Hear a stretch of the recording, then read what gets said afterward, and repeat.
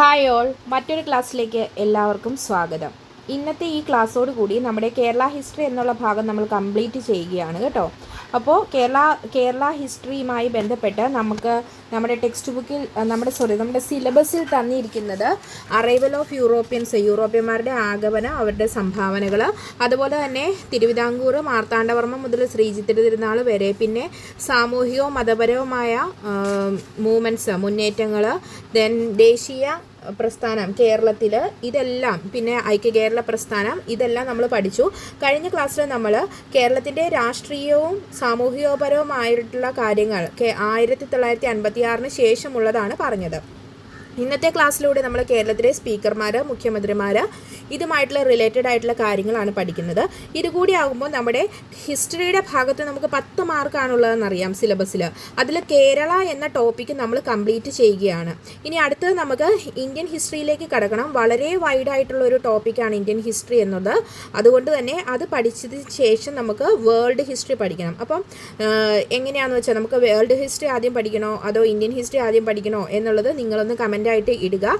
അപ്പോൾ അതനുസരിച്ച് നമുക്ക് ക്ലാസ് ഫോളോ ചെയ്തു പോകാം. ഇന്നിപ്പോൾ നമുക്ക് കേരളത്തിലെ സ്പീക്കർമാർ ഡേറ്റ് ഒക്കെ വന്നു, എക്സാം ഡേറ്റ് ഒക്കെ വന്നല്ലേ. മെയ് 24 നമുക്ക് നമ്മുടെ ഡിഗ്രി പ്രിലിംസിൻ്റെ എക്സാം വരുന്നത്. അപ്പോഴേക്കും നമുക്ക് എന്തായാലും നമുക്കൊരു 60 ഡേയ്സ് കിട്ടും. കംപ്ലീറ്റ് ആയിട്ട് നമുക്ക് സിലബസ് കംപ്ലീറ്റ് ചെയ്ത് നമ്മുടെ റിവിഷനും ചെയ്ത് മോഡൽ ക്വസ്റ്റ്യൻസും ചെയ്യാനുള്ള സമയം നമുക്ക് കിട്ടും. എന്ന് നിങ്ങളൊരു 1-2 മണിക്കൂറെങ്കിലും മാക്സിമം ഈ ഡിഗ്രി പ്രിലിംസിന് പഠിക്കാനായിട്ടൊന്ന് മാറ്റി വെച്ചാൽ ശ്രമിച്ചാൽ മതി. നമ്മളെക്കൊണ്ട് സാധിക്കും, ഉറപ്പായിട്ട് നമുക്ക് പറ്റും. അപ്പോൾ അതുകൊണ്ട് എല്ലാവരും ശ്രമിക്കുക, ആത്മാർത്ഥമായിട്ട് തന്നെ ശ്രമിക്കുക. അപ്പം നമുക്ക് ഇന്നത്തെ ക്ലാസ്സിലേക്ക് കിടക്കാം. ഇന്നത്തെ ക്ലാസ് നമുക്ക് ആദ്യം നമ്മൾ കേരളത്തിലെ സ്പീക്കർമാരെ കുറിച്ചാണ് പറഞ്ഞു തുടങ്ങുന്നത്. കേരളത്തിലെ സ്പീക്കർമാർ. ആർ ശങ്കരനാരായണൻ തമ്പിയാണ് കേരള നിയമസഭയിലെ ആദ്യ സ്പീക്കർ. കേരള നിയമസഭയിലെ ആദ്യ സ്പീക്കർ ആരാണ്? അത് ആർ ശങ്കരനാരായണൻ തമ്പി. കേരള നിയമസഭയിലെ ആദ്യ സ്പീക്കറാണ് ആർ ശങ്കരനാരായണൻ തമ്പി. എന്നാൽ കേരള നിയമസഭയിലെ ഇപ്പോഴത്തെ സ്പീക്കർ ആരാണ്? കേരള നിയമസഭയിലെ ഇപ്പോഴത്തെ സ്പീക്കർ എൻ ഷംസീർ ആണ് അല്ലേ. കേരള നിയമസഭയിൽ ഇപ്പോഴത്തെ സ്പീക്കർ എൻ ഷംസീർ ആണ്. കേരള നിയമസഭയിലെ രണ്ടാമത്തെ സ്പീക്കറായിരുന്നു KM സീതി സാഹിബ്. ഏറ്റവും കൂടുതൽ കാലം കേരള നിയമസഭ സ്പീക്കറായിരുന്ന വ്യക്തിയാണ് വക്കം പുരുഷോത്തമൻ. ഏറ്റവും കൂടുതൽ കാലം കേരള നിയമസഭ സ്പീക്കർ ആരായിരുന്നു? അത് വക്കം പുരുഷോത്തമനായിരുന്നു. ഏറ്റവും കൂടുതൽ കാലം തുടർച്ചയായി സ്പീക്കറായിരുന്ന വ്യക്തിയായിരുന്നു M വിജയകുമാർ. അപ്പോൾ ഏറ്റവും കൂടുതൽ കാലം കേരള നിയമസഭ സ്പീക്കറായത് വക്കം പുരുഷോത്തമനും ഏറ്റവും കൂടുതൽ കാലം തുടർച്ചയായി കേരള സ്പീക്കറായിരുന്ന വ്യക്തിയാണ് M വിജയകുമാർ.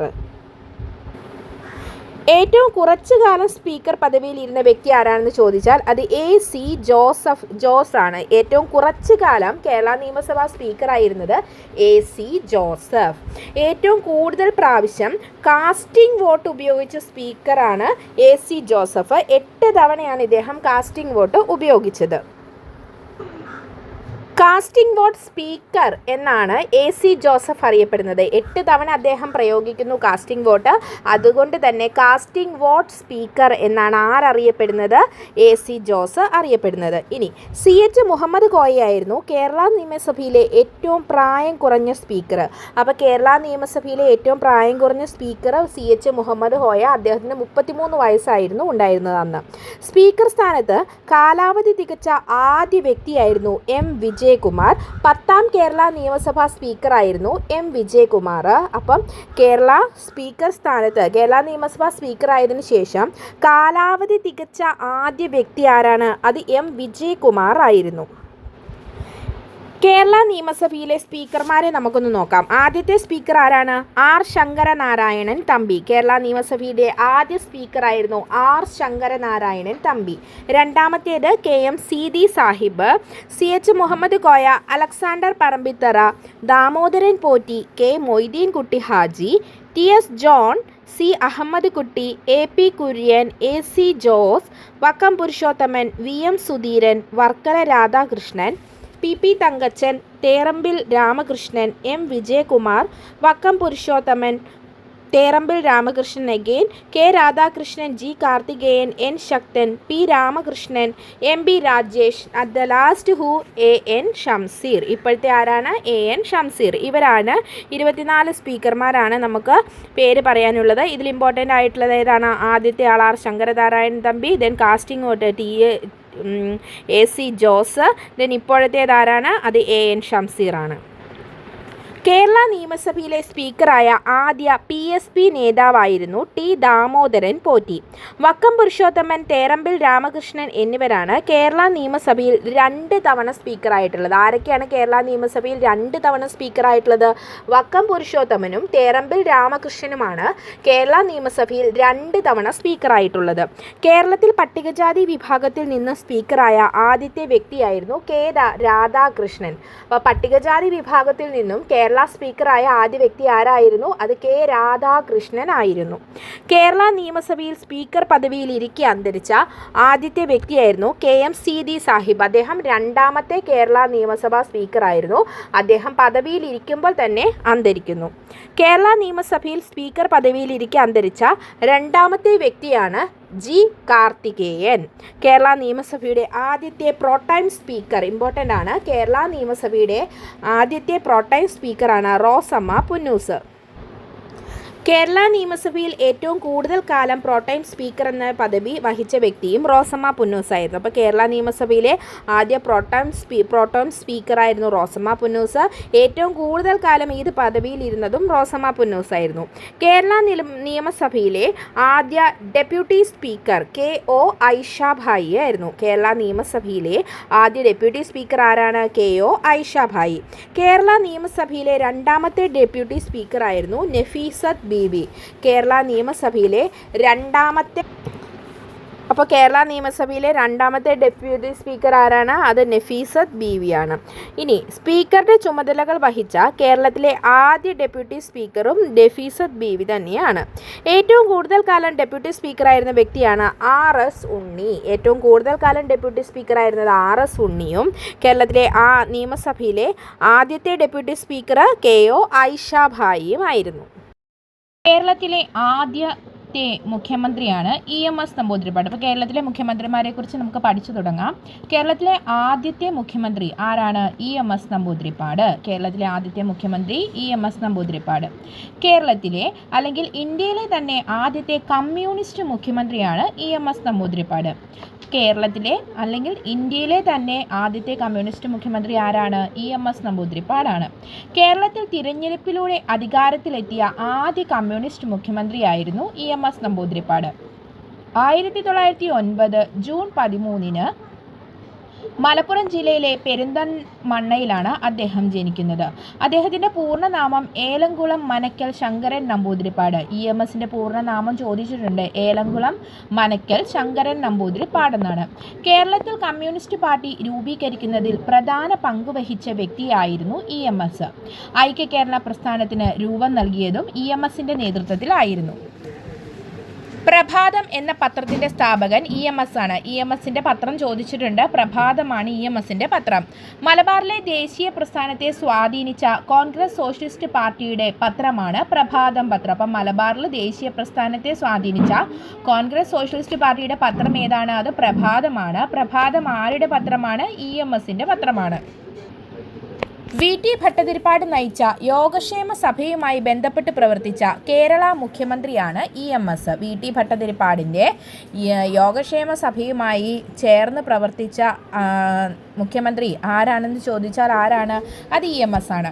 1934 കോൺഗ്രസ് സോഷ്യലിസ്റ്റ് പാർട്ടിയുടെ അഖിലേന്ത്യാ ജോയിൻറ്റ് സെക്രട്ടറിയായി. 1935 KPCC സെക്രട്ടറി സ്ഥാനം വഹിച്ചു. 1ാം നിയമസഭയിലേക്ക് EMS തിരഞ്ഞെടുക്കപ്പെട്ടത് നീലേശ്വരം മണ്ഡലത്തിൽ നിന്നാണ്. അപ്പം 1ാം നിയമസഭയിലേക്ക് EMS നമ്പൂതിരിപ്പാട് തിരഞ്ഞെടുക്കപ്പെട്ട മണ്ഡലം ഏതാണ്? കാസർഗോഡ് ജില്ലയിലെ നീലേശ്വരം മണ്ഡലത്തിൽ നിന്നുമാണ് അദ്ദേഹം പ്രതിനിധാനം ചെയ്യുന്നത്. EMSൻ്റെ പുസ്തകങ്ങൾ പരീക്ഷയ്ക്ക് വീണ്ടും ആവർത്തിച്ച് ചോദിക്കുന്നതാണ്. കേരളം മലയാളികളുടെ മാതൃഭൂമി, ബെർലിൻ ഡയറി, വേദങ്ങളുടെ നാട്, ഇന്ത്യൻ കമ്മ്യൂണിസ്റ്റ് പ്രസ്ഥാനം, Nehru ideology and practice, Karl Marx പുതുയുഗത്തിൻ്റെ വഴികാട്ടി. ഇവ അതുപോലെ തന്നെ 1.25 കോടി മലയാളികൾ വളരെ വളരെ ഇമ്പോർട്ടൻ്റ് ആണ്. 1.25 കോടി മലയാളികൾ, EMSൻ്റെ 1.25 കോടി മലയാളികൾ എന്നുള്ളത് പല തവണ PSC റിപ്പീറ്റഡ് ആയിട്ട് ചോദിച്ചിട്ടുള്ളതാണ് കേട്ടോ. അപ്പോൾ EMSൻ്റെ പ്രധാന പുസ്തകങ്ങൾ ഏതൊക്കെയാണ്? കേരളം മലയാളികളുടെ മാതൃഭൂമി, ബെർലിൻ ഡയറി, വേദങ്ങളുടെ നാട്, ഇന്ത്യൻ കമ്മ്യൂണിസ്റ്റ് പ്രസ്ഥാനം, Nehru ideology and practice, Karl Marx പുതുയുഗത്തിൻ്റെ വഴികാട്ടി, 1.25 കോടി മലയാളികൾ. Kerala society and politics a historical survey എന്നതും അദ്ദേഹത്തിൻ്റെ പുസ്തകമാണ്. Kerala yesterday today and tomorrow, ഇതും ചോദിച്ചിട്ടുണ്ട് കേട്ടോ. Kerala yesterday today and tomorrow ആരുടെയാണ്? EMSൻ്റേതാണ്. A short history of the peasant movement in Kerala എന്നതും EMSൻ്റെ രചനയാണ്.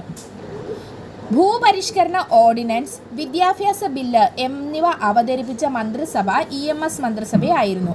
ഭൂപരിഷ്കരണ ഓർഡിനൻസും വിദ്യാഭ്യാസ ബില്ലും അവതരിച്ച മന്ത്രിസഭ ആരുടെ മന്ത്രിസഭയിലായിരുന്നു? EMS മന്ത്രിസഭയിലായിരുന്നു. കാർഷിക ബദ്ധ ബില്ല് EMS ഗവൺമെൻറ്റിൻ്റെ കാലത്ത് പരിഷ്കാരമായിരുന്നു. കേരള മോഡൽ വികസനവുമായി ബന്ധപ്പെട്ട കേരള മുഖ്യമന്ത്രിയും EMS ആണ്. അപ്പോൾ കാർഷിക ബന്ധമില്ല, അതുപോലെ തന്നെ ഭൂപരിഷ്കരണ ഓർഡിനൻസ്, വിദ്യാഭ്യാസ ബില്ല് ഇവയെല്ലാം EMS മന്ത്രിസഭയുമായി ബന്ധപ്പെട്ടതാണ്. കേരള മോഡൽ വികസനം കൊണ്ടുവന്ന മുഖ്യമന്ത്രി EMS ആയിരുന്നു. മുഖ്യമന്ത്രി ആയതിനു ശേഷം പ്രതിപക്ഷ നേതാവായ ആദ്യ വ്യക്തിയാണ് EMS. കേരള മുഖ്യമന്ത്രി ആയതിനു ശേഷം പ്രതിപക്ഷ നേതാവായ ആദ്യ വ്യക്തിയാണ് EMS നമ്പൂതിരിപ്പാട്. തപാൽ സ്റ്റാമ്പിൽ പ്രത്യക്ഷപ്പെട്ട ആദ്യ കേരള മുഖ്യമന്ത്രിയും EMS ആണ്. EMS അക്കാദമി സ്ഥിതി ചെയ്യുന്നത് തിരുവനന്തപുരം വിളപ്പിൽ ശാലയിലാണ്. 1998 March 19 EMS അന്തരിക്കുന്നത്. അപ്പോൾ EMS അക്കാദമി എവിടെയാണ്? അത് തിരുവനന്തപുരം വിളപ്പിൽ ശാലയിലാണ്. തപാൽ സ്റ്റാമ്പിൽ പ്രത്യക്ഷപ്പെട്ട ആദ്യ കേരള മുഖ്യമന്ത്രിയാണ് EMS. മുഖ്യമന്ത്രി ആയതിനു ശേഷം പ്രതിപക്ഷ നേതാവായ ആദ്യ വ്യക്തിയും EMS ആണ്. അപ്പോൾ EMSനെ കുറിച്ച് നമ്മൾ ഒരുപാട് കാര്യങ്ങൾ പഠിച്ചു. ഓർമ്മയിൽ സൂക്ഷിക്കുക. 1.25 കോടി മലയാളികളും പ്രഭാതം എന്ന പത്രവും വളരെ ഇമ്പോർട്ടൻ്റ് ആണ്. അടുത്ത കേരള മുഖ്യമന്ത്രിയാണ് കേരളത്തിൻ്റെ രണ്ടാമത്തെ മുഖ്യമന്ത്രിയായ പട്ടം താണുപിള്ള. 19-ാം നൂറ്റാണ്ടിൽ ജനിച്ച ഏക കേരള മുഖ്യമന്ത്രി. PSCയുടെ പ്രീവിയസ് ഇയർ ക്വസ്റ്റ്യൻ ആണ്. അതാരാണ്? പട്ടും താണുപിള്ളയായിരുന്നു 19-ാം നൂറ്റാണ്ടിൽ ജനിച്ച കേരളത്തിലെ ഏക കേരള മുഖ്യമന്ത്രി എന്ന് പറയുന്നത്. 1885 ജൂലൈ 15 അദ്ദേഹം ജനിച്ചത്.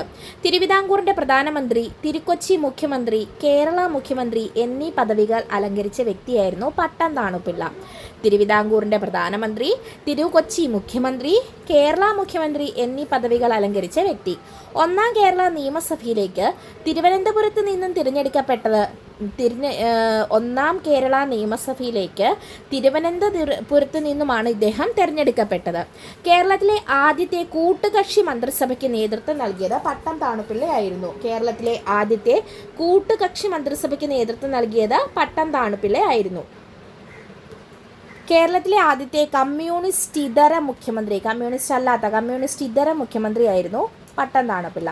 പട്ടം താണുപിള്ള പ്രതിനിധീകരിച്ച രാഷ്ട്രീയ പാർട്ടിയായിരുന്നു PSP, Praja socialist party. Kerala മുഖ്യമന്ത്രിയായ ശേഷം ഗവർണർ സ്ഥാനം വഹിച്ച ഏക വ്യക്തിയും പട്ടം താണുപിള്ളയാണ്. അപ്പോൾ നമ്മളോട് ഇങ്ങനെ ചോദിക്കാം, കേരള മുഖ്യമന്ത്രിയായ ശേഷം ഗവർണർ പദവിയിലിരുന്ന വ്യക്തി ആരാണ്? പട്ടം താണുപിള്ള. അദ്ദേഹം പഞ്ചാബിൻ്റെയും ആന്ധ്രാപ്രദേശിൻ്റെയും ഗവർണറായിട്ട് സേവനമനുഷ്ഠിച്ചിട്ടുണ്ട്. പട്ടം താണുപിള്ള ഏറ്റവും കൂടുതൽ കാലം ഗവർണർ പദവി വഹിച്ചത് ആന്ധ്രാപ്രദേശിലായിരുന്നു. തിരുവിതാംകൂർ സ്റ്റേറ്റ് കോൺഗ്രസിൻ്റെ ആദ്യ പ്രസിഡന്റ്, ഇമ്പോർട്ടൻ്റ് ആണ്. തിരുവിതാംകൂർ സ്റ്റേറ്റ് കോൺഗ്രസിൻ്റെ ആദ്യ പ്രസിഡന്റ് ആരായിരുന്നു? പട്ടം താണുപിള്ളയാണ്. പട്ടം താണുപിള്ള എഡിറ്ററായിരുന്ന മലയാള പത്രമാണ് കേരള ജനത. പട്ടം താണുപിള്ള എഡിറ്ററായിരുന്ന മലയാള പത്രമാണ് കേരള ജനത. കേരള നിയമസഭയുടെ ചരിത്രത്തിൽ അവിശ്വാസ പ്രമേയത്തിന് നോട്ടീസ് നൽകിയ ആദ്യ അംഗമാണ് CG ജനാർദ്ദനൻ. ഓക്കെ, അപ്പോൾ പട്ടം താണുപിള്ളയെക്കുറിച്ച് നമ്മൾ പഠിച്ചതിൽ ഇമ്പോർട്ടൻ്റ് ആയിട്ടുള്ള പോയിന്റ് എന്താണ്? കോൺഗ്രസ് ഇതര മുഖ്യമന്ത്രി, കേരളത്തിൻ്റെ രണ്ടാമത്തെ മുഖ്യമന്ത്രി, 19-ാം നൂറ്റാണ്ടിൽ ജനിച്ച ഏക കേരള മുഖ്യമന്ത്രി. ദെൻ അദ്ദേഹം കേരള മുഖ്യമന്ത്രി ആയതിനു ശേഷം ആന്ധ്രാപ്രദേശിൻ്റെയും പഞ്ചാബിൻ്റെയും ഗവർണറായിട്ടും സേവനമനുഷ്ഠിച്ചിട്ടുണ്ട്. അദ്ദേഹം പ്രതിനിധീകരിച്ച രാഷ്ട്രീയ പാർട്ടി PSP, പ്രജാ സോഷ്യലിസ്റ്റ് പാർട്ടിയായിരുന്നു. തിരുവിതാംകൂർ സ്റ്റേറ്റ് കോൺഗ്രസിൻ്റെ ആദ്യ പ്രസിഡന്റ് ആയിരുന്നു പട്ടം താണുപിള്ള. അടുത്തതാണ് R. ശങ്കർ കേരളത്തിലെ ആദ്യ കോൺഗ്രസ് മുഖ്യമന്ത്രി. കേരളത്തിലെ ആദ്യ കോൺഗ്രസ് മുഖ്യമന്ത്രി ആരാണ്? R. ശങ്കർ. പിന്നോക്ക സമുദായത്തിൽ നിന്നുള്ള ആദ്യ കേരള മുഖ്യമന്ത്രിയായിരുന്നു R. ശങ്കർ. ദിനമണി എന്ന പത്രം ആരംഭിച്ച മുഖ്യമന്ത്രി. അപ്പോൾ ആർ ശങ്കറിനെ കുറിച്ച് ഇമ്പോർട്ടൻ്റ് ആയിട്ടുള്ള 2 പോയിന്റ്: കേരളത്തിലെ ആദ്യത്തെ കോൺഗ്രസ് മുഖ്യമന്ത്രിയും ദിനമണി എന്ന പത്രം ആരംഭിച്ച മുഖ്യമന്ത്രിയും ആർ ശങ്കർ ആണ്. വിമോചന സമരകാലത്ത് KPCC പ്രസിഡൻ്റായിരുന്ന വ്യക്തിയായിരുന്നു ആർ ശങ്കർ. വിമോചന സമരകാലത്ത് KPCC പ്രസിഡൻ്റായിരുന്ന വ്യക്തിയാണ് ആര്? ആർ ശങ്കർ. SNDPയുടെ സുവർണ ജൂബിലി വാർഷികത്തിൽ ജനറൽ സെക്രട്ടറി ആയിരുന്നു ഇദ്ദേഹം. കേരളത്തിലെ ആദ്യ ഉപമുഖ്യമന്ത്രി എന്ന പദവിയും ആർ ശങ്കറിനാണ്. കേരളത്തിലെ ആദ്യ ഉപമുഖ്യമന്ത്രി. 1960 കേരളത്തിൻ്റെ ഉപമുഖ്യമന്ത്രിയായി ആർ ശങ്കർ സേവനമനുഷ്ഠിക്കുന്നത്. കേരളത്തിൽ ഉപമുഖ്യമന്ത്രിയായ ശേഷം കേരള മുഖ്യമന്ത്രിയായ ആദ്യ വ്യക്തി ആരാണെന്ന് ചോദിച്ചാലും അത് ആർ ശങ്കർ ആണ്. ഇനി അവിശ്വാസ പ്രമേയത്തിലൂടെ പുറത്താക്കപ്പെട്ട ആദ്യ കേരള മുഖ്യമന്ത്രി. ഇമ്പോർട്ടൻ്റ് ആണ്. അവിശ്വാസ പ്രമേയത്തിലൂടെ പുറത്താക്കപ്പെട്ട ആദ്യ കേരള മുഖ്യമന്ത്രിയായിരുന്നു ആർ ശങ്കർ. ആർ ശങ്കറിനെതിരെ അവിശ്വാസ പ്രമേയം അവതരിപ്പിച്ചത് PK കുഞ്ഞാണ്. ആർ ശങ്കറിനെതിരെ അവിശ്വാസ പ്രമേയം അവതരിപ്പിച്ചത് ആരാണ്? PK കുഞ്ഞ്. അടുത്ത മുഖ്യമന്ത്രിയായിരുന്നു C. അച്യുതമേനോൻ. കേരളത്തിൽ തുടർച്ചയായി ഏറ്റവും കൂടുതൽ കാലം മുഖ്യമന്ത്രിയായിരുന്ന 2ാമത്തെ വ്യക്തിയായിരുന്നു C. അച്യുതമേനോൻ. കാലാവധി പൂർത്തിയാക്കിയ ആദ്യ മുഖ്യമന്ത്രി എന്ന ബഹുമതിയും ആർക്കാണ്? C. അച്യുതമേനോനാണ്. കേരള നിയമസഭയിൽ ആദ്യമായി അവിശ്വാസ പ്രമേയം അവതരിപ്പിച്ച മുഖ്യമന്ത്രി C. അച്യുതമേനോൻ. കേരളത്തിൽ ആദ്യമായി ഡയസ്നോൺ നിയമം കൊണ്ടുവന്ന മുഖ്യമന്ത്രി. കേരളത്തിൽ ആദ്യമായി ഡയസ്നോൺ നിയമം കൊണ്ടുവന്ന മുഖ്യമന്ത്രിയാണ് ആര്? C. അച്യുതമേനോൻ. എന്താണ് ഈ ഡയസ്നോൺ നിയമം? ഡയസ്നോൺ നിയമം എന്ന് വെച്ചാൽ അതായത് പണിമുടക്കൊക്കെ ഉണ്ടല്ലോ, ഹർത്താല പണിമുടക്കിലൊക്കെ പങ്കെടുക്കുന്നതിനായി ഒരു ഗവൺമെൻറ് ജീവനക്കാരൻ അനധികൃതമായിട്ട്, അതായത് ജോലിക്ക് ഹാജരാകാതിരുന്നാൽ ആ കാലയളവിനെ ഡയസ്നോണായി പരിഗണിക്കുന്നു. അപ്പം നോ വർക്ക് നോ പേ, അതായത് ജോലി ഇല്ലെങ്കിൽ കൂലിയില്ല എന്നതാണ് ഇതുകൊണ്ട് ഉദ്ദേശിക്കുന്നത്. തുടർച്ചയായി 2 തവണ മുഖ്യമന്ത്രിയായ വ്യക്തിയായിരുന്നു C. അച്യുതമേനോൻ. H.G. വെൽസിൻ്റെ brief history of the world മലയാളത്തിലേക്ക് തർജ്ജമ ചെയ്ത മുഖ്യമന്ത്രി അച്യുതമേനോനാണ്. 1972 മിച്ചഭൂമി സമരം നടന്ന സമയത്തെ കേരള മുഖ്യമന്ത്രി ഇദ്ദേഹമായിരുന്നു. 1972 ലക്ഷം വീട് പദ്ധതി ആരംഭിച്ച സമയത്തെ മുഖ്യമന്ത്രി. അപ്പോൾ ലക്ഷം വീട് പദ്ധതി ആരംഭിച്ചത് ഏത് മുഖ്യമന്ത്രിയുടെ കാലത്താണെന്ന് ചോദിച്ചാൽ C. അച്യുതമേനോനാണ്. 2013 ജനുവരിയിൽ തപാൽ സ്റ്റാമ്പിൽ പ്രത്യക്ഷപ്പെട്ട കേരള മുഖ്യമന്ത്രിയാണ് C. അച്യുതമേനോൻ. ഇനി കൊച്ചി രാജപ്രജാമണ്ഡലം, തിരുക്കൊച്ചി, കേരള നിയമസഭ, രാജ്യസഭ എന്നിവയിൽ ഇദ്ദേഹം അംഗമായിരുന്നു. 1975 അടിയന്തരാവസ്ഥാ കാലത്തെ കേരള മുഖ്യമന്ത്രി C. അച്യുതമേനോൻ ആയിരുന്നു. കേരളത്തിൻ്റെ ആഭ്യന്തരമന്ത്രി ആ സമയം K. കരുണാകരനും കേരള ഗവർണർ N. വാഞ്ചുവുമായിരുന്നു കേട്ടോ. അപ്പം 1975 അടിയന്തരാവസ്ഥാ കാലത്ത് ആരായിരുന്നു കേരള മുഖ്യമന്ത്രി? C. അച്യുതമേനോനാണ്. അടുത്തതാണ് K. കരുണാകരൻ. K. കരുണാകരനെ കുറിച്ചെല്ലാം നമുക്ക് എല്ലാവർക്കും അറിയാമല്ലേ? മാളയുടെ മാണിക്യം എന്നാണ് അദ്ദേഹം അറിയപ്പെടുന്നത്. K. കരുണാകരൻ എങ്ങനെ അറിയപ്പെടുന്നത്? മാളയുടെ മാണിക്യം എന്നാണ് അല്ലേ? അദ്ദേഹത്തിൻ്റെ മണ്ഡലം മാളയായിരുന്നു. കേരളത്തിലെ 2ാമത്തെ കോൺഗ്രസ് മുഖ്യമന്ത്രിയായിരുന്നു. ആദ്യത്തെ ആരാണ്? ആർ ശങ്കർ. 2ാമത്തേത് ആരാണ്? K. കരുണാകരൻ. കൊച്ചി, തിരുക്കൊച്ചി, കേരള നിയമസഭയിലും രാജ്യസഭയിലും ലോകസഭയിലും അംഗമാകാൻ അവസരം ലഭിച്ച ഏക വ്യക്തിയാണ് ആര്? K. കരുണാകരൻ. കൊച്ചിയിലും തിരുക്കൊച്ചി, കേരള നിയമസഭയിലും ലോകസഭയിലും രാജ്യസഭയിലും അംഗമാകാൻ അദ്ദേഹത്തിന് അവസരം ലഭിച്ചു. 5 വ്യത്യസ്ത സഭകളിൽ അംഗമായിരുന്ന കേരള മുഖ്യമന്ത്രി. 5 വ്യത്യസ്ത, അതായത് 5 നിയമസഭകളിൽ, വ്യത്യസ്ത 5 നിയമസഭകളിൽ അദ്ദേഹം അംഗമായിരുന്നു വ്യത്യസ്ത കാലയളവിൽ. K. കരുണാകരനുമായി ബന്ധപ്പെട്ട ഒരു പ്രധാനപ്പെട്ട ഒരു വലിയ കേസായിരുന്നു രാജൻ കേസ് അല്ലേ? അപ്പോൾ രാജൻ കേസ് മൂലം മുഖ്യമന്ത്രി സ്ഥാനം നഷ്ടപ്പെട്ട നേതാവായിരുന്നു K. കരുണാകരൻ. കേരളത്തിൽ ആദ്യമായി ഹേബിയസ് കോർപ്പസ് ഹർജി സമർപ്പിച്ച വ്യക്തിയാണ് ഈച്ചര വാര്യർ ആയിരുന്നു. അതായത് ഈ രാജൻ്റെ പിതാവ്, രാജൻ വധക്കേസുമായിട്ട് ബന്ധപ്പെട്ടാണ് K. കരുണാകരന് അദ്ദേഹത്തിൻ്റെ മുഖ്യമന്ത്രി സ്ഥാനം നഷ്ടമാകുന്നത്. കേരളത്തിൽ ആദ്യമായി ഹേബിയസ് കോർപ്പസ് പുറപ്പെടുവിക്കുന്നത് രാജൻ്റെ പിതാവായ ഈച്ചര വാര്യർ നൽകിയ ഹർജിയുമായി ബന്ധപ്പെട്ടായിരുന്നു. അതൊക്കെ ഇമ്പോർട്ടൻ്റ് ആയിട്ട് ഒന്ന് ഓർത്തിരുന്നോണം കേട്ടോ.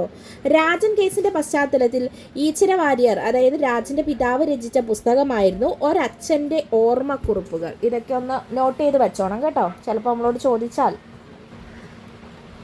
5 വർഷം തികച്ചും ഭരിച്ച കേരളത്തിലെ ആദ്യ കോൺഗ്രസ് മുഖ്യമന്ത്രിയാണ് K. കരുണാകരൻ.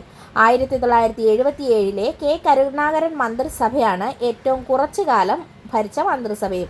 5 വർഷം തികച്ചു ഭരിച്ചു. പക്ഷേ 1974 കരുണാകരൻ്റെ മന്ത്രിസഭ 1 മാസം മാത്രമാണ് ഭരിക്കാൻ അവസരം കിട്ടിയത്. യുണൈറ്റഡ് ഡെമോക്രാറ്റിക് ഫ്രണ്ടിൻ്റെ, അതായത് UDFൻ്റെ സ്ഥാപകൻ എന്ന് പറയുന്നത് ആരാണ്? 1970 യുണൈറ്റഡ് ഡെമോക്രാറ്റിക് ഫ്രണ്ട്, അതായത് UDF സ്ഥാപിതമാകുന്നത്. അത് കെ കരുണാകരനാണ് സ്ഥാപിക്കുന്നത്. ഏറ്റവും കൂടുതൽ അവിശ്വാസ പ്രമേയങ്ങൾ നേരിട്ട മുഖ്യമന്ത്രി എന്ന പദവിയും ആർക്ക് തന്നെയാണ്? കെ കരുണാകരനാണ്. അപ്പോൾ കെ കരുണാകരൻ ഇമ്പോർട്ടൻ്റ് ആണ് കേട്ടോ.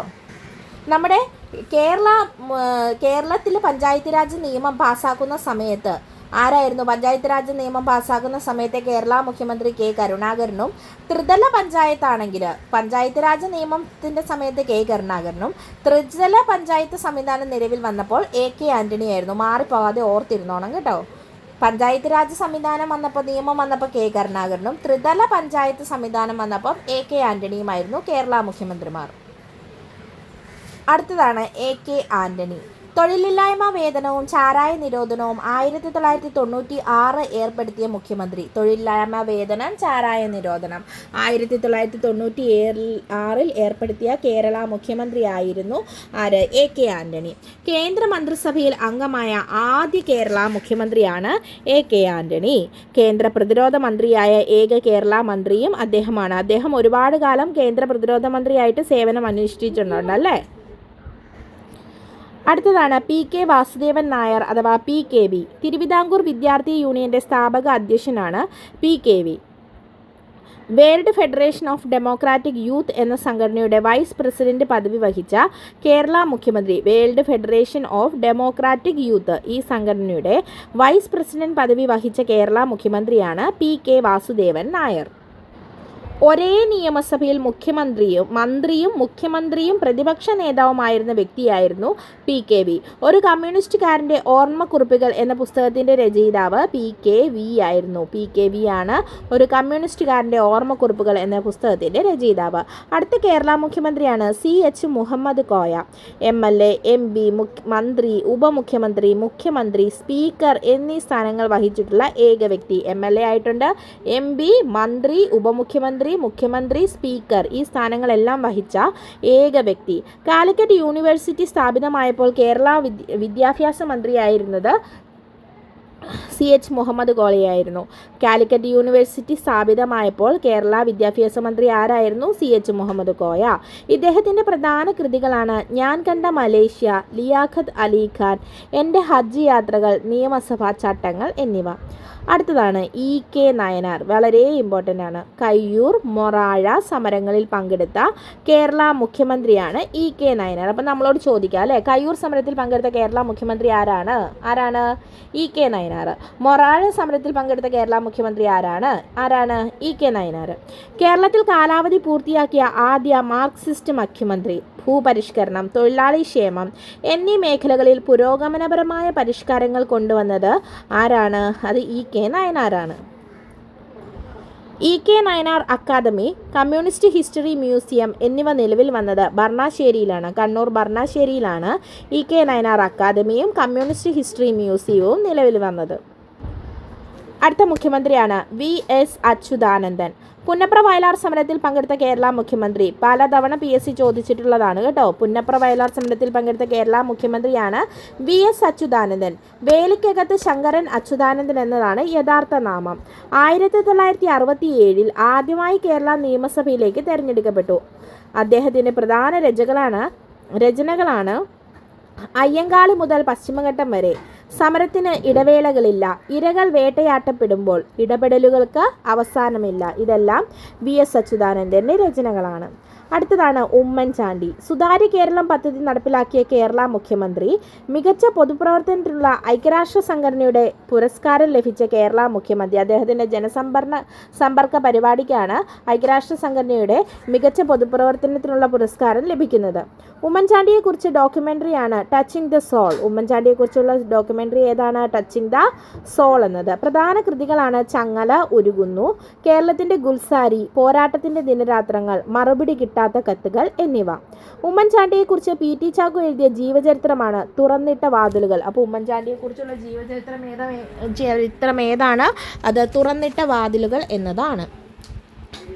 അടുത്തതാണ് നമ്മുടെ ഇപ്പോഴത്തെ കേരള മുഖ്യമന്ത്രിയായ പിണറായി വിജയൻ. തുടർച്ചയായി ഏറ്റവും കൂടുതൽ കാലം കേരള മുഖ്യമന്ത്രിയായ വ്യക്തി എന്ന ബഹുമതി പിണറായി വിജയനാണ്. തുടർച്ചയായി ഏറ്റവും കൂടുതൽ കാലം കേരള മുഖ്യമന്ത്രിയായിരുന്ന എന്ന ബഹുമതി ആർക്കാണ്? പിണറായി വിജയന്.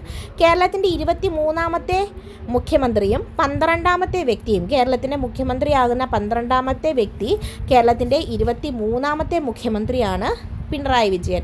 15ാം നിയമസഭയിലേക്ക് പിണറായി വിജയൻ തിരഞ്ഞെടുക്കപ്പെട്ട മണ്ഡലം കണ്ണൂരിലെ ധർമ്മടമായിരുന്നു. അപ്പോൾ ഏത് മണ്ഡലത്തിൽ നിന്നാണ് പിണറായി വിജയൻ തിരഞ്ഞെടുക്കപ്പെട്ടത്? ധർമ്മടം മണ്ഡലം. എവിടെയാണ്? കണ്ണൂർ. കേരള രാഷ്ട്രീയ ചരിത്രത്തിൽ ഏറ്റവും കൂടുതൽ കാലം കാവൽ മുഖ്യമന്ത്രിയായിരുന്ന വ്യക്തി 17 ദിവസം. ലണ്ടൻ ഓഹരി വിപണി വ്യാപാരത്തിന് തുറന്നുകൊടുത്ത ആദ്യ ഇന്ത്യൻ മുഖ്യമന്ത്രിയും ഇദ്ദേഹമാണ്. കേരള മുഖ്യമന്ത്രി പിണറായി വിജയൻ ആഴ്ചയിലൊരിക്കൽ ജനങ്ങളുമായി സംവാദിക്കുന്ന ടെലിവിഷൻ പരിപാടിയാണ് നാം മുന്നോട്ട്. നാം മുന്നോട്ട് എന്താണ്? കേരള മുഖ്യമന്ത്രിയായ പിണറായി വിജയൻ ആഴ്ചയിലൊരിക്കൽ ജനങ്ങളുമായി സംവാദിക്കുന്ന ടെലിവിഷൻ പരിപാടി. പ്രധാന പുസ്തകങ്ങളാണ് നവകേരളത്തിലേക്ക്, കേരള ചരിത്രവും വർത്തമാനവും, ഇടതുപക്ഷ നിലപാടുകളും തുടരേണ്ട പോരാട്ടങ്ങളും എന്നിവ. നമുക്ക് മറ്റു കുറച്ച് വസ്തുതകൾ പഠിക്കാം. രാജ്ഭവന് പുറത്തു വെച്ച് അധികാരമേറ്റ ആദ്യ മുഖ്യമന്ത്രി ആരാണ്? അത് VS അച്യുതാനന്ദനാണ്. രാജ്ഭവന് പുറത്തു വെച്ച് അധികാരമേറ്റ രണ്ടാമത്തെ മുഖ്യമന്ത്രി ആരാണെന്ന് ചോദിച്ചാൽ അത് പിണറായി വിജയനാണ്. നിയമസഭയ്ക്ക് പുറത്തു വെച്ച് സത്യപ്രതിജ്ഞ ചെയ്ത ആദ്യ നിയമസഭാംഗമാണ് മത്തായി ചാക്കോ. കൊച്ചിയിലെ ലക്ഷർ ആശുപത്രിയിൽ വെച്ചാണ് ഇദ്ദേഹം അധികാരമേൽക്കുന്നത്. ഏറ്റവും കുറച്ചു കാലം കേരള മുഖ്യമന്ത്രിയായിരുന്ന വ്യക്തിയായിരുന്നു CH മുഹമ്മദ് കോയ. 54 ദിവസമാണ് അദ്ദേഹം കേരള മുഖ്യമന്ത്രിയായി സേവനമനുഷ്ഠിച്ചത്. ഏറ്റവും പ്രായം കൂടിയ കേരള മുഖ്യമന്ത്രി ആരാണെന്ന് ചോദിച്ചാൽ VS അച്യുതാനന്ദനായിരുന്നു. അദ്ദേഹത്തിൻ്റെ 83ാം വയസ്സിൽ. ഏറ്റവും പ്രായം കുറഞ്ഞ കേരള മുഖ്യമന്ത്രി AK ആൻ്റണിയായിരുന്നു. അദ്ദേഹത്തിൻ്റെ 37ാമത്തെ വയസ്സിൽ. ഏറ്റവും കൂടുതൽ തവണ മുഖ്യമന്ത്രിയായത് K കരുണാകരനായിരുന്നു, 4 തവണ. എന്നാൽ ഏറ്റവും കൂടുതൽ കാലം മുഖ്യമന്ത്രിയായിരുന്ന വ്യക്തി ആരാണ്? EK നയനാർ ആയിരുന്നു അല്ലേ, 4009 ദിവസം. തുടർച്ചയായി കൂടുതൽ കാലം മുഖ്യമന്ത്രിയായിരുന്നത് പിണറായി വിജയനാണ്. 2364 ദിവസം കേരള മുഖ്യമന്ത്രിയായിരുന്ന C അച്യുതമേനോൻ്റെ റെക്കോർഡാണ് പിണറായി വിജയൻ മറികടന്നത്. ഒരു സംസ്ഥാനത്ത് മുഖ്യമന്ത്രി സ്ഥാനം വഹിച്ച കേരളീയ വനിതയാണ് ജാനകി രാമചന്ദ്രൻ. ഒരു സംസ്ഥാനത്ത് മുഖ്യമന്ത്രി സ്ഥാനം വഹിച്ച കേരളീയ വനിതയാണ് ആര്? ജാനകി രാമചന്ദ്രൻ. തമിഴ്നാട്ടിലായിരുന്നു ജാനകി രാമചന്ദ്രൻ മുഖ്യമന്ത്രിയായി സേവനമനുഷ്ഠിച്ചത്.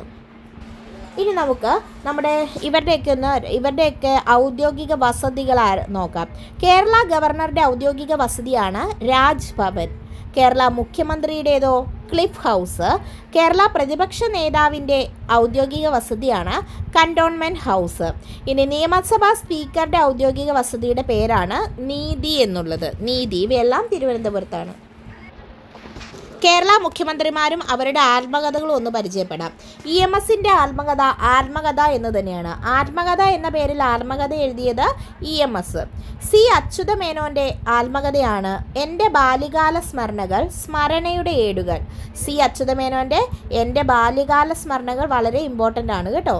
അതുപോലെ K കരുണാകരൻ പതറാതെ മുന്നോട്ട്. K കരുണാകരൻ്റെ ആത്മകഥയുടെ പേരാണ് പതറാതെ മുന്നോട്ട്. EK നയനാരുടെ ആത്മകഥയാണ് മൈ സ്ട്രഗിൾ. EK നയനാരുടെ ആത്മകഥ ഏതാണ്? മൈ സ്ട്രഗിൾ ആണ്. VS അച്യുതാനന്ദൻ്റെ ആത്മകഥ സമരം തന്നെ ജീവിതം. ഇതും PSC ചോദിച്ചിട്ടുണ്ട്. VS അച്യുതാനന്ദൻ്റെ ആത്മകഥ സമരം തന്നെ ജീവിതം. EK Nayanar my struggle. K Karunakaran പതറാതെ മുന്നോട്ട്. C അച്യുതമേനോൻ എൻ്റെ ബാല്യകാല സ്മരണകൾ, സ്മരണയുടെ ഏടുകൾ. EMSൻ്റെ ആത്മകഥയുടെ പേര് ആത്മകഥ എന്ന് തന്നെയാണ്. ഇനി ഉപമുഖ്യമന്ത്രിമാരെ കുറിച്ചൊന്ന് നമുക്ക് അറിഞ്ഞിരിക്കാം. കേരളത്തിൽ 3 പേരാണ് ഉപമുഖ്യമന്ത്രി സ്ഥാനം വഹിച്ചിട്ടുള്ളത്. R Shankar, CH Muhammad Koya, Abu Khader Kuttinaha. കേരളത്തിൽ 3 പേരാണ് ഉപമുഖ്യമന്ത്രി സ്ഥാനം വഹിച്ചത്. ആരൊക്കെയാണ്? അത് R ശങ്കർ, CH മുഹമ്മദ് കോയ, അബു ഖാദർ കുട്ടിനഹ. കേരളത്തിലെ ആദ്യ ഉപമുഖ്യമന്ത്രി ആയിരുന്നു R ശങ്കർ. കേരളത്തിൽ ഉപമുഖ്യമന്ത്രി ആയതിനു ശേഷം മുഖ്യമന്ത്രിയായ വ്യക്തിയും R ശങ്കർ തന്നെയാണ്. മുഖ്യമന്ത്രി ആയതിനു ശേഷം ഉപമുഖ്യമന്ത്രിയായ വ്യക്തിയാണ് CH മുഹമ്മദ് കോയ. 2 തവണ ഉപമുഖ്യമന്ത്രിയായ ഏക വ്യക്തിയും CH മുഹമ്മദ് കോയയാണ്. ഏറ്റവും കൂടുതൽ കാലം കേരളത്തിൽ ഉപമുഖ്യമന്ത്രിയായിരുന്ന വ്യക്തിയാണ് അബു ഖാദർ കുട്ടിനഹ. ഏറ്റവും കൂടുതൽ കാലം കേരളത്തിൽ ഉപമുഖ്യമന്ത്രിയായിരുന്ന വ്യക്തി ആരാണ്? അത് അബു ഖാദർ കുട്ടിനഹയാണ്. ഇനി ഗവർണർമാരെ കുറിച്ച് പറഞ്ഞാൽ ഗവർണർ പദവി വഹിച്ച ആദ്യ മലയാളിയാണ് VP മേനോന്. അദ്ദേഹം ഒഡീഷയുടെ ഗവർണറായിരുന്നു 1951. 1956 മദ്രാസ് സംസ്ഥാനത്ത് ഗവർണറായ മലയാളിയാണ് AJ ജോൺ. അപ്പോൾ 1956 മദ്രാസ് ഗവർണറായിട്ട് സേവനമനുഷ്ഠിച്ചത് AJ ജോൺ ആണ്. കേരള സംസ്ഥാന രൂപീകരണ സമയത്തെ ആക്ടിംഗ് ഗവർണറായിരുന്നു PS റാവു. B രാമകൃഷ്ണ റാവു ആണ് കേരളത്തിലെ ആദ്യത്തെ ഗവർണർ. ആദ്യ കേരള ഗവർണർ ആരാണ്? അത് B രാമകൃഷ്ണ റാവു ആണ്. കേരള ഗവർണറായ ശേഷം ഇന്ത്യൻ രാഷ്ട്രപതിയായ വ്യക്തിയാണ് VV ഗിരി. PSC ആവർത്തിച്ച് ചോദിച്ചിട്ടുള്ള ക്വസ്റ്റ്യനാണ് കേട്ടോ. കേരള ഗവർണറായ ശേഷം ഇന്ത്യൻ രാഷ്ട്രപതിയായത് ആരാണ്? VV ഗിരി. ഭാരതരത്നം ലഭിച്ച ഏക കേരള ഗവർണറാണ് VV ഗിരി. കേരള ഗവർണറായ ആദ്യ മലയാളി V വിശ്വനാഥനാണ്. കേരള ഗവർണറായ ആദ്യ മലയാളി ആരാണ്? V വിശ്വനാഥൻ. ഇനി വനിതാ ഗവർണർമാരെ നമുക്കൊന്ന് പരിചയപ്പെടാം. കേരള ഗവർണർമാരായിട്ടുള്ള വനിതകളുടെ എണ്ണം 3 ആണ്. കേരളത്തിലെ ആദ്യ വനിതാ ഗവർണറായിരുന്നു ജ്യോതി വെങ്കിടാചലം. കേരള ഗവർണറായ രണ്ടാമത്തെ വനിതയാണ് രാം ദുലാരി സിൻഹ. അപ്പോൾ കേരള ഗവർണറായ മൂന്നാമത്തെ വനിത ഷീല ദീക്ഷിത്. ഗവർണർ പദവി വഹിച്ച ആദ്യ മലയാളി ഫാത്തിമ ബീവി ആയിരുന്നു. തമിഴ്നാടിൻ്റെ ഗവർണറായിട്ടാണ് ഫാത്തിമ ബീവി സേവനമനുഷ്ഠിച്ചത്. അപ്പോൾ കേരളത്തിലാകെ 3 വനിതാ ഗവർണർമാർ: ജ്യോതി വെങ്കടാചലം, രാം ദുലാരി സിൻഹ, ഷീല ദീക്ഷിത് എന്നിവർ. ഏറ്റവും കൂടുതൽ കാലം കേരള ഗവർണറായിരുന്നത് V വിശ്വനാഥൻ ആയിരുന്നു. മലയാളിയാണ് അല്ലേ V വിശ്വനാഥൻ. ഏറ്റവും കുറച്ചു കാലം കേരള ഗവർണറായിരുന്നത് MOH ഫറൂഖ് ആണ്. പദവിയിലിരിക്കെ അന്തരിച്ച കേരള ഗവർണറായിരുന്നു സിക്കന്ദർ ഭക്ത്. ഈ MOH ഫറൂഖും പദവിയിലിരിക്കെയാണ് അന്തരിച്ചത് കേട്ടോ. സുപ്രീം കോടതി ചീഫ് ജസ്റ്റിസ് ആയ ശേഷം ഒരു സംസ്ഥാനത്തെ ഗവർണറായ ആദ്യ വ്യക്തിയാണ് P സദാശിവം. ഇമ്പോർട്ടൻ്റ് ആണ്. സുപ്രീം കോടതി ചീഫ് ജസ്റ്റിസ് ആയ ശേഷം ഒരു സംസ്ഥാനത്തെ ഗവർണറാകുന്നത് P സദാശിവം. കേരള നിയമസഭാ തെരഞ്ഞെടുപ്പിൽ വോട്ട് ചെയ്ത ആദ്യ കേരള ഗവർണറിൻ്റെ ബഹുമതിയും P സദാശിവത്തിനാണ്. P സദാശിവം ഇമ്പോർട്ടൻ്റ് ഫാക്റ്റാണ് കേട്ടോ. ഇനി PS ശ്രീധരൻ പിള്ള. അദ്ദേഹം 2021 ഗോവ ഗവർണറായി നിയമിതനായ മലയാളിയാണ്. PS ശ്രീധരൻ പിള്ള നമുക്കറിയാവുന്ന ഫാക്റ്റാണ് അല്ലേ.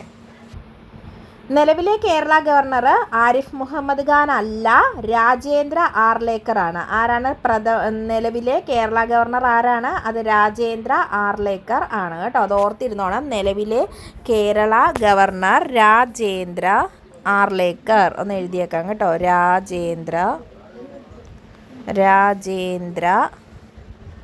ആർലേക്കർ. നിലവിലെ കേരള ഗവർണർ രാജേന്ദ്ര ആർലേക്കർ ആണ്. ഓക്കെ. ഈ പിക്ചർ ഒന്ന് നോക്കിക്കേ. കേരളത്തിലെ ആദ്യ വനിതകൾ എന്ന് തന്നിട്ടുണ്ട് അല്ലേ. കേരളത്തിലെ ആദ്യം മന്ത്രിയായത് KR ഗൗരിയമ്മയും, പ്രോട്ടൈം സ്പീക്കറായിരുന്നത് റോസമ്മ പുന്നൂസ്, ഡെപ്യൂട്ടി സ്പീക്കറായത് KO Aisha Bhai, chief secretary ആയത് Padma Ramachandran, DGP R Sreelekha, vice chancellor Jancy James എന്നിവരാണ്. അപ്പോൾ കേരളത്തിലെ ആദ്യ ഈ പദവിയിലൊക്കെ ഇരുന്ന വനിതകളുടെ പേരുകളാണ് ചിത്രങ്ങളുമാണ് തന്നിരിക്കുന്നത്. അടുത്തത് ലോക കേരള സഭ. എന്താണ് ലോക കേരള സഭ? വിദേശ മലയാളികൾക്ക് കേരളവുമായി സാംസ്കാരിക, സാമൂഹിക, സാമ്പത്തിക സമുന്നയം സാധ്യമാക്കുന്ന ഒരു പൊതുവേദിയാണ് ലോക കേരള സഭ. പ്രഥമ ലോക കേരള സഭയുടെ വേദിയായിരുന്നത് തിരുവനന്തപുരമാണ്. പ്രഥമ ലോക കേരള സഭയുടെ വേദി ഏതാണ്? തിരുവനന്തപുരം. 2018 ജനുവരി 12. അതിൻ്റെ ഉദ്ഘാടനം നടത്തിയത് പിണറായി വിജയനായിരുന്നു. ഈ ലോക കേരള സഭയുടെ ആപ്തവാക്യമാണ് ഒന്നിക്കാം, സംവാദിക്കാം, മുന്നേറാം. എന്താണ് ലോക കേരള സഭയുടെ ആപ്തവാക്യം? ഒന്നിക്കാം, സംവാദിക്കാം, മുന്നേറാം എന്നതാണ്. പ്രഥമ ലോക കേരള സഭയിൽ ആകെ 351 അംഗങ്ങളാണ് ഉണ്ടായിരുന്നത്. കേരള നിയമസഭാ സാമാജികർ, കേരളത്തിൽ നിന്നുള്ള ഇന്ത്യൻ പാർലമെൻറ്റ് അംഗങ്ങൾ, വിദേശത്തുള്ളതും ഇന്ത്യൻ സംസ്ഥാനത്തിൽ കേന്ദ്രഭരണ പ്രദേശത്ത് നിന്നും തിരഞ്ഞെടുക്കപ്പെടുന്ന പ്രവാസി മലയാളികൾ, പൊതുജന ശ്രദ്ധ നേടുകയും വിവിധ മേഖലകളിൽ സംഭാവന നൽകുകയും ചെയ്ത പ്രവാസി മലയാളികൾ എന്നിവർ അടങ്ങുന്നതാണ് ലോക കേരള സഭ. ലോക കേരള സഭയുടെ പ്രഥമ പശ്ചിമേഷ്യൻ മേഖലാ സമ്മേളനത്തിന് ദുബായ് വേദിയായി. ഇതിൻ്റെ ഉദ്ഘാടനം നടത്തിയത് പിണറായി വിജയനാണ്. രണ്ടാമത് ലോക കേരള സഭയുടെ വേദിയായത് തിരുവനന്തപുരമാണ്. അതിൻ്റെ ഉദ്ഘാടനം നടത്തിയത് നമ്മുടെ മുൻ ഗവർണറായിരുന്ന ആരിഫ് മുഹമ്മദ് ഖാൻ ആയിരുന്നു. മൂന്നാം ലോക കേരള സഭ നടന്നത് 2022 ജൂൺ 16, 17, 18 തീയതികളിലാണ്. ഇതിൻ്റെ ഉദ്ഘാടനം നടത്തിയതും ആരിഫ് മുഹമ്മദ് ഖാനാണ്. ഇനി നമ്മുടെ കേരള ഹിസ്റ്ററി എന്ന ഭാഗത്ത് ലാസ്റ്റ് നമ്മൾ പഠിക്കുന്നതാണ് കേരള പിറവിക്ക് ശേഷം നടന്ന ചില സാമൂഹ്യ പ്രക്ഷോഭങ്ങൾ. അതിൽ വളരെ ഇമ്പോർട്ടൻ്റ് ആണ് ഒരണ സമരം. വിദ്യാർത്ഥികൾക്ക് ബോട്ട് കടത്ത് കൂലി വർദ്ധിപ്പിച്ചതിനെതിരെ നടന്ന സമരമാണ്. 1957 ഈ സമരം നടക്കുന്നത്. ആലപ്പുഴ ജില്ലയിലാണ് ഒരണ സമരം അരങ്ങേറിയത്. പ്രീവിയസ് ഇയർ ക്വസ്റ്റ്യൻ ആണ്. ഒരണ സമരം നടന്ന ജില്ല ചോദിച്ചാൽ അത് ആലപ്പുഴയാണ്. അത് അങ്ങനെ തന്നെ PSC ചോദിച്ചിട്ടുണ്ട്. സമരം നയിച്ച വിദ്യാർത്ഥി സംഘടനയാണ് KSU. സമരത്തിൽ പങ്കെടുത്ത പ്രധാന നേതാക്കളാണ് AK ആൻ്റണിയും വയലാർ രവിയും. അടുത്തതാണ് അമരാവതി സമരം. ഇടുക്കി ജലവൈദ്യുത പദ്ധതിയുടെ ഭാഗമായി കുടിയൊഴിക്കപ്പെട്ട ജനങ്ങളുടെ പുനരധിവാസത്തിന് വേണ്ടി 1961 നടന്ന സമരമാണ് അമരാവതി സമരം. എന്താണ്? ഇടുക്കി ജലവൈദ്യുത പദ്ധതിയുടെ ഭാഗമായി കുടിയൊഴിപ്പിക്കപ്പെട്ട ജനങ്ങളുടെ പുനരധിവാസത്തിന് വേണ്ടിയിട്ട് 1961 നടന്ന ഈ സമരത്തിന് നേതൃത്വം നൽകിയത് AK ഗോപാലനായിരുന്നു. ചാലിയാർ പ്രക്ഷോഭം. കേരളത്തിൽ വായു ജല മലിനീകരണത്തിനെതിരായി നടന്ന ആദ്യ പ്രക്ഷോഭമാണ് ചാലിയാർ പ്രക്ഷോഭം. അതുകൊണ്ട് തന്നെ അത് ഇമ്പോർട്ടൻ്റ് ആണ്. കേരളത്തിൽ വായു ജല മലിനീകരണത്തിനെതിരെ നടന്ന ആദ്യ പ്രക്ഷോഭം. മാവൂരിലെ ഗ്വാളിയാർ റയോൺസ് ഫാക്ടറി ചാലിയാർ പുഴ മലിനമാക്കുന്നതിനെതിരെയാണ് ഈ സമരം ആരംഭിക്കുന്നത്. മാവൂർ പ്രക്ഷോഭം എന്ന പേരിലും ഈ ചാലിയാർ സമരം അറിയപ്പെടുന്നുണ്ട്. ചാലിയാർ പ്രക്ഷോഭം നടന്നത് കോഴിക്കോട് ജില്ലയിലാണ്. ചാലിയാർ പ്രക്ഷോഭം നടന്നത് എവിടെയാണ്? കോഴിക്കോടാണ് കേട്ടോ. പ്രക്ഷോഭത്തിന് നേതൃത്വം നൽകിയ വ്യക്തിയാണ് KA റഹ്മാൻ. അദ്രൈക്ക, അദ്രേയി എന്നീ അപരനാമത്തിൽ അറിയപ്പെട്ട പരിസ്ഥിതി പ്രവർത്തകനാണ് KA റഹ്മാൻ. അപ്പോൾ ചാലിയാർ പ്രക്ഷോഭം എന്താണ്? കേരളത്തിൽ ആദ്യമായിട്ട് വായു ജല മലിനീകരണത്തിനെതിരായി നടന്ന പ്രക്ഷോഭമാണ്. കോഴിക്കോടാണ് നടന്നത്. ചാലിയാർ പ്രക്ഷോഭവുമായി ബന്ധപ്പെട്ട് ഉണ്ടായ കരാറാണ് രാമനിലയം കരാർ. ചാലിയാർ പ്രക്ഷോഭവുമായി ബന്ധപ്പെട്ടിട്ടുണ്ടായ കരാർ ഏതാണ്? രാമനിലയം കരാർ. 1999 പ്രക്ഷോഭത്തോടനുബന്ധിച്ച് റിലേ നിരാഹാര സത്യാഗ്രഹം ആരംഭിച്ചു. സത്യാഗ്രഹ സമരത്തിനൊടുവിൽ 1999 ഗ്വാളിയാർ റയോൺസ് ഫാക്ടറി ഉൽപ്പാദനം നിർത്തി. 2001 ഗ്വാളിയാർ റയോൺസ് ഫാക്ടറി പൂർണ്ണമായും അടച്ചുപൂട്ടി. ഇനി പ്ലാച്ചിമട സമരം. കൊക്കക്കോളയുടെ ശീതളപാനീയ നിർമ്മാണ യൂണിറ്റിൻ്റെ പ്രവർത്തനം പ്രദേശത്തെ ജലസ്രോതസ്സുകളെ ബാധിക്കുകയും ശുദ്ധജലക്ഷാമം മലിനീകരണവും രൂക്ഷമായതിനാൽ കമ്പനിയുടെ പ്രവർത്തനം നിർത്തിവെക്കണമെന്നാവശ്യപ്പെട്ടുകൊണ്ട് ആരംഭിച്ച സമരമായിരുന്നു പ്ലാച്ചിമട സമരം 2002. പാലക്കാട് ജില്ലയിലെ പെരുമാട്ടി പഞ്ചായത്താണ് പ്ലാച്ചിമട പ്രക്ഷോഭം നടന്നത്. പ്ലാച്ചിമട സമരനായികയാണ് മയിലമ്മ.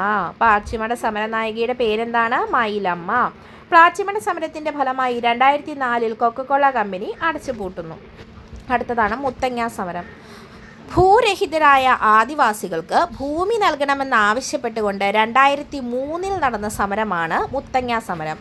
വയനാട് ജില്ലയിലാണ് മുത്തങ്ങ സമരം അരങ്ങേറിയത്.